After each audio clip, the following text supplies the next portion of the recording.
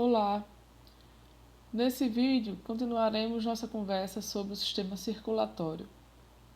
Vimos na última aula a questão de como a circulação acontece.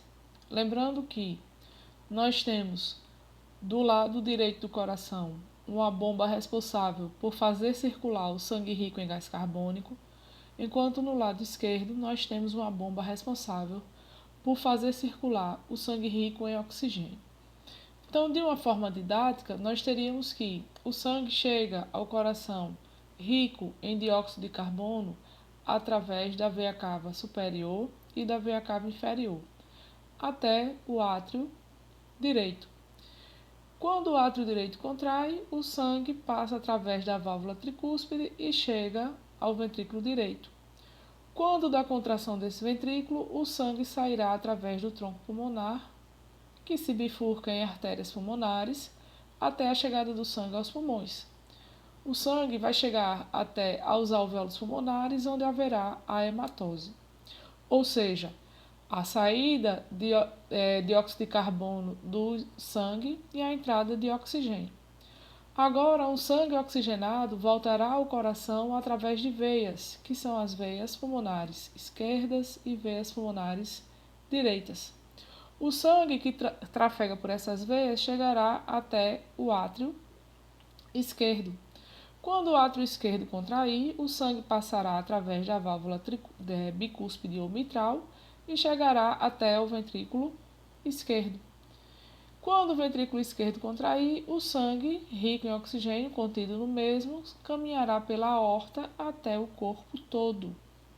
O sangue chegará às células utilizarão o oxigênio, utilizarão nutrientes e o sangue voltará novamente ao coração através das veias cavas superior e inferior, reiniciando o ciclo com a chegada do sangue no átrio direito.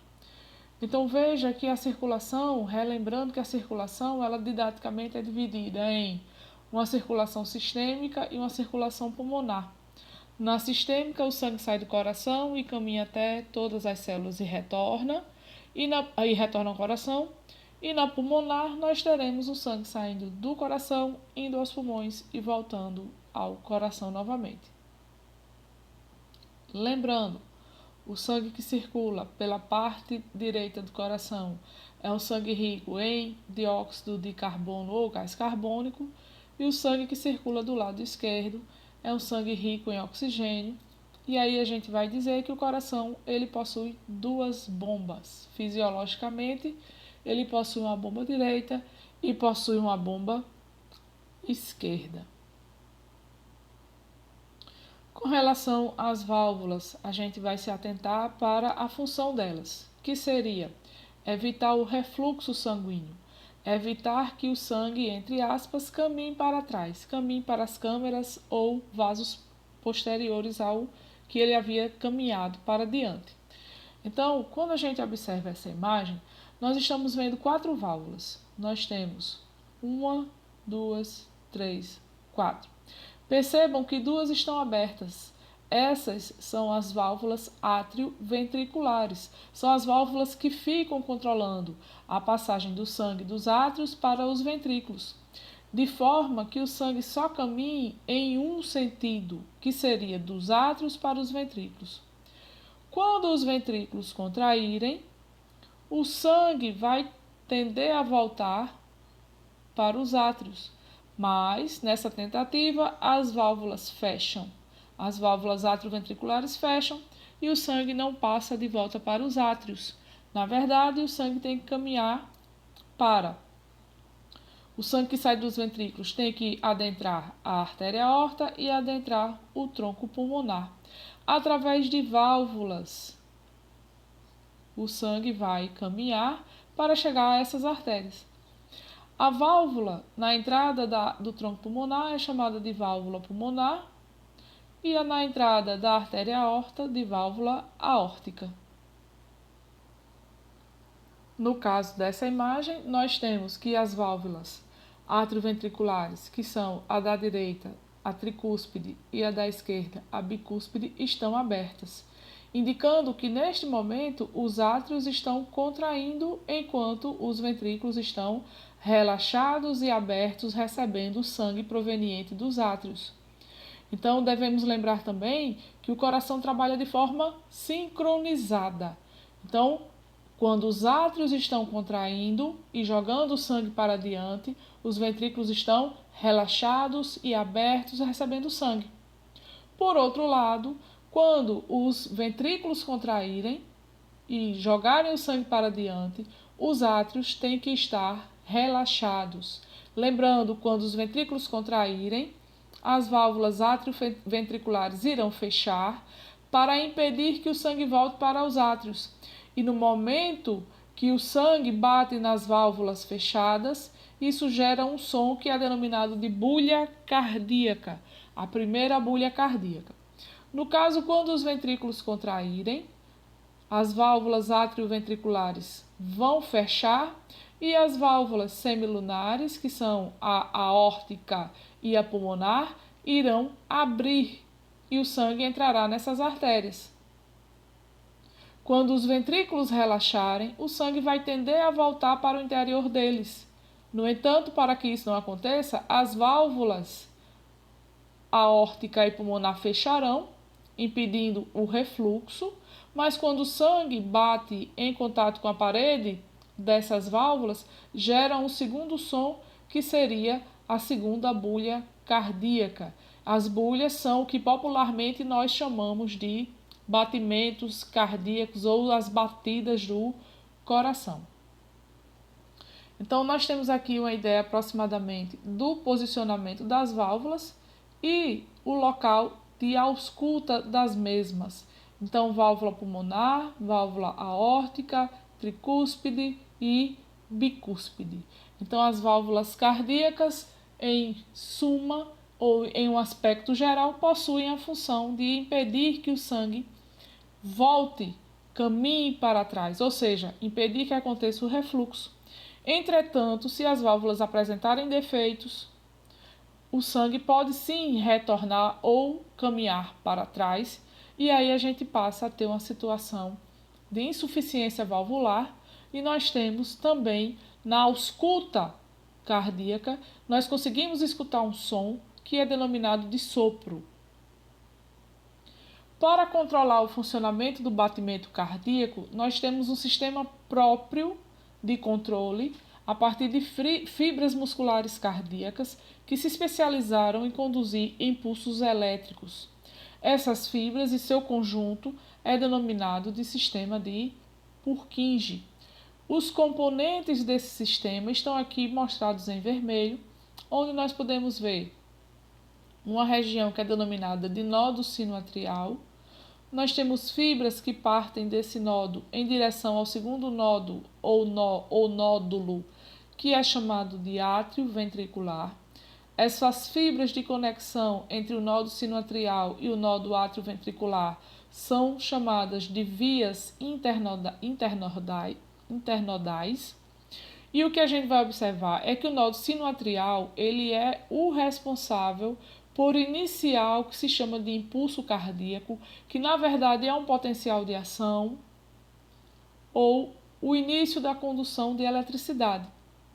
Esse potencial de ação vai passar pelas vias internodais, aqui a gente está vendo só para o lado direito, mas isso caminha também para o átrio do lado esquerdo. E à medida que esse impulso elétrico vem passando pelas vias internodais, ou seja, vem passando pelos átrios, os átrios, ao receberem esse impulso elétrico, contraem e impulsionam o sangue em direção aos ventrículos. E então esse impulso caminha do nódo sinoatrial até o nódo atrioventricular. No nódo atrioventricular, nós encontraremos fibras de pequeno tamanho e pequeno calibre que conduzem o impulso cardíaco de forma mais lenta, ou seja, ele dá um pequeno retardo no impulso cardíaco, que é para que não aconteça a contração simultânea de átrios e ventrículos. Então, esse retardo é de suma importância para que os átrios terminem de contrair e entrem em relaxamento, para então, quando os ventrículos receberem o potencial cardíaco, eles começarem a contrair enquanto os átrios estão relaxados, que é o que a gente denomina de sincronismo do batimento cardíaco. E quando o impulso cardíaco começa a caminhar pelos ventrículos, ele caminha na região onde o feixe de fibra, denominado de feixe de His ou feixe átrio-ventricular, e as suas ramificações adentram os ventrículos, que são as ramificações denominadas de fibras de Purkinje. E quando o impulso cardíaco caminha pelos ventrículos, faz com que esses contraiam, e nós sabemos que quando eles contraem, eles vão impulsionar o sangue para o interior das artérias.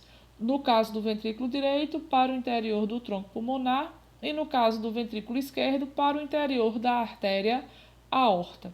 Então, o sistema de Purkinje tem a função de controlar a sincronia de batimento cardíaco.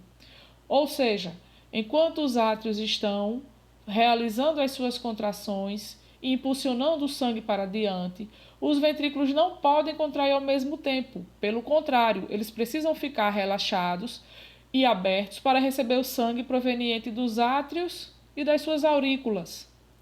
Quando os átrios terminam sua contração e preenchem os ventrículos com sangue, aí sim os ventrículos contrairão e impulsionarão o sangue para as artérias. Lembrando que para que não haja contração simultânea de átrios e ventrículos, nós temos a atuação do nó do átrio ventricular, que realiza um pequeno retardo na velocidade de transmissão do impulso cardíaco.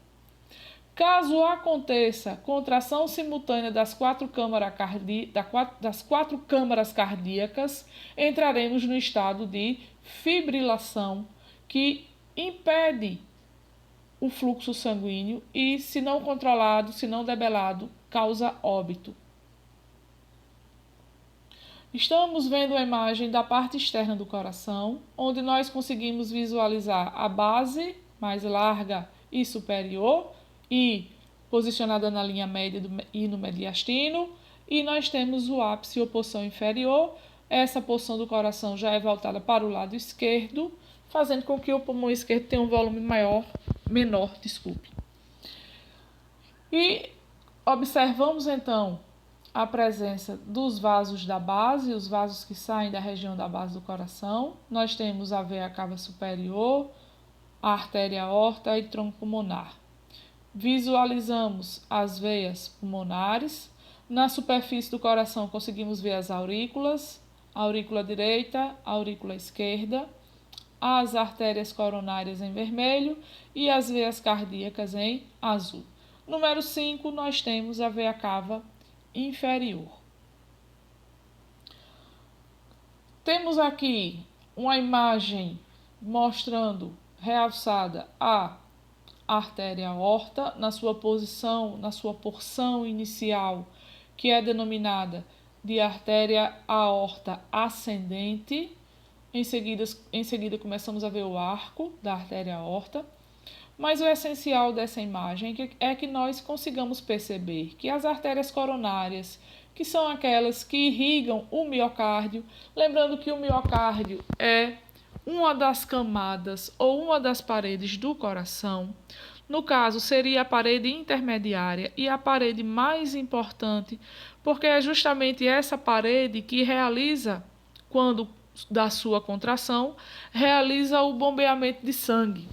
E nós temos então um músculo cardíaco que necessita de uma irrigação abundante, já que nós temos um tecido que tem atividade muscular intensa, sem paradas para descanso.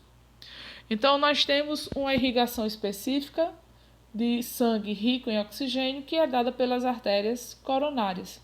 E nós estamos vendo aqui que essas artérias, elas são uma ramificação da artéria aorta, mais especificamente da artéria aorta ascendente. E nós vemos uma ramificação direita e uma ramificação esquerda. Vemos que essa ramificação esquerda ainda sofre mais ramificações.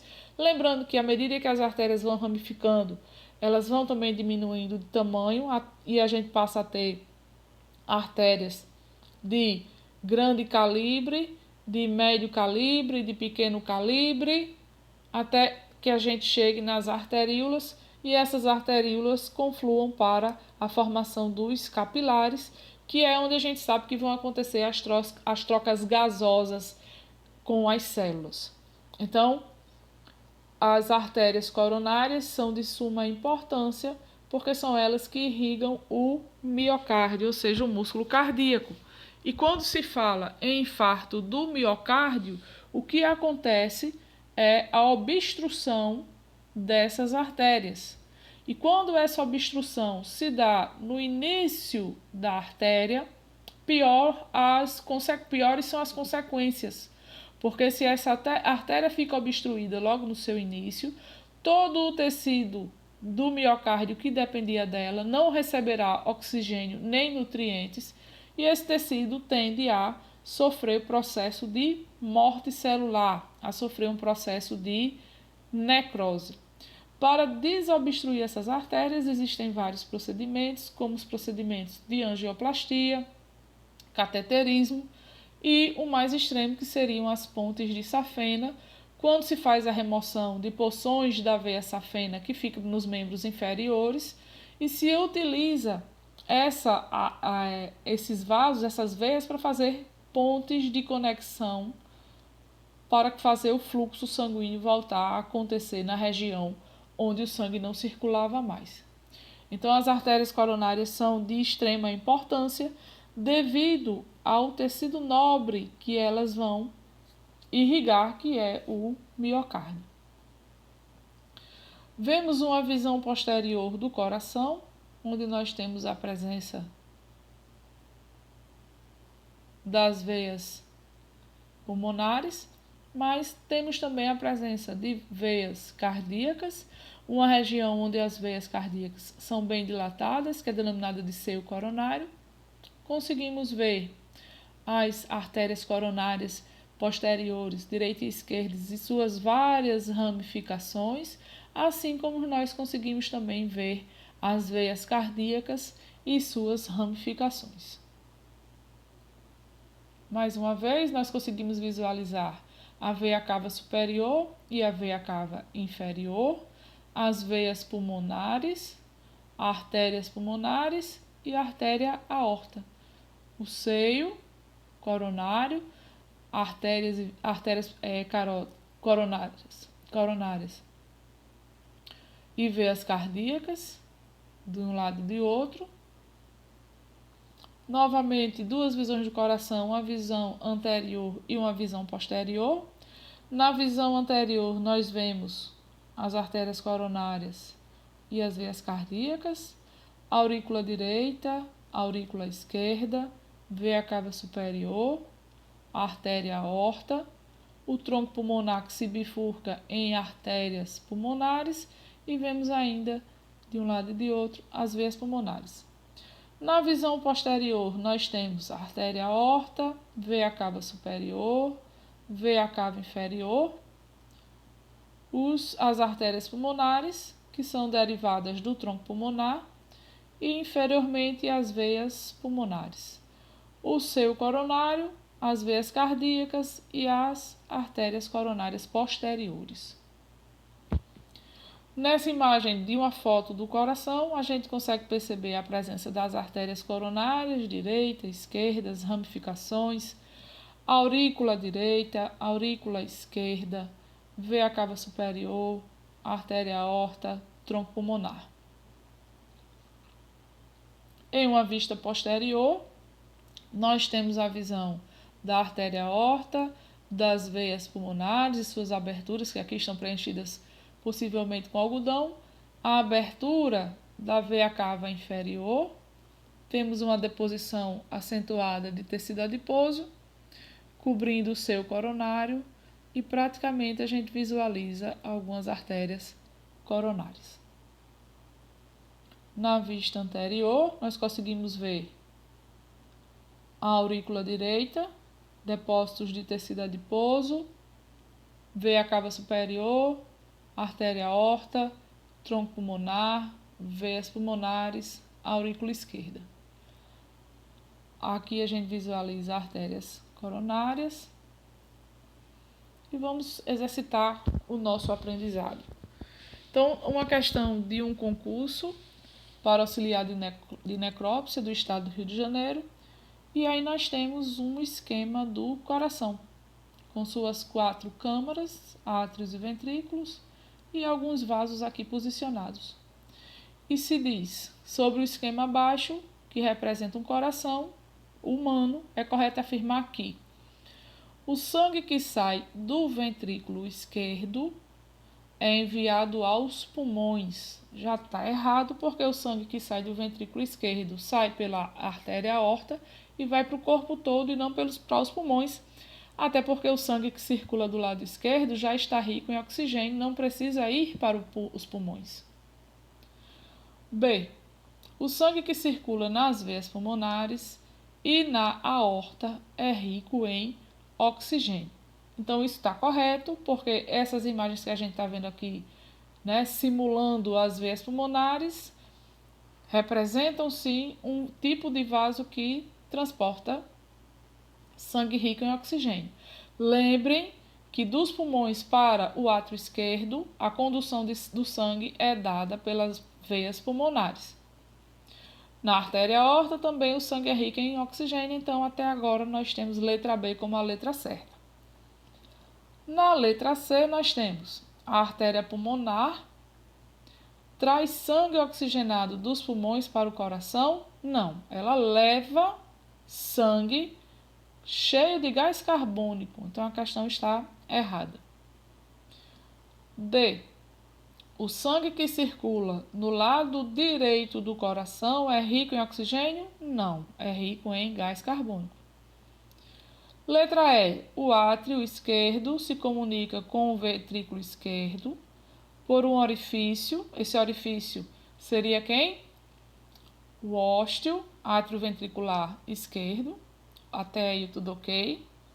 Só que está dizendo que é protegido pela válvula tricúspide, quando na verdade essa válvula do lado esquerdo é denominada de bicúspide ou mitral. Então, questão de letra E está errada, então nós temos letra B como a letra certa. O sangue que circula nas veias pulmonares e na aorta é rico em gás carbônico. Outra questão. O miocárdio precisa ser abastecido por grandes quantidades de sangue, exatamente porque o miocárdio não para de funcionar em nenhum momento, parou é óbito.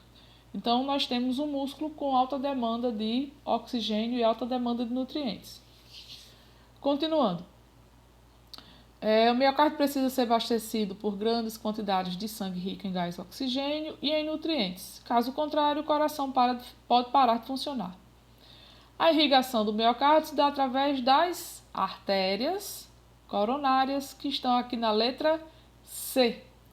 As veias pulmonares, veia cava superior, artérias carótidas e artéria aorta fazem condução do sangue, mas não é para o miocárdio. Quem faz isso são as artérias coronárias. Então, nós vamos encerrar por aqui o nosso estudo de hoje, dessa videoaula. Posteriormente, nós continuamos a conversar sobre o sistema circulatório, mas já conversando sobre os principais grandes vasos. Vejam que são os principais, não são todos os vasos, tá? E então, agradeço pela atenção. Até um próximo encontro.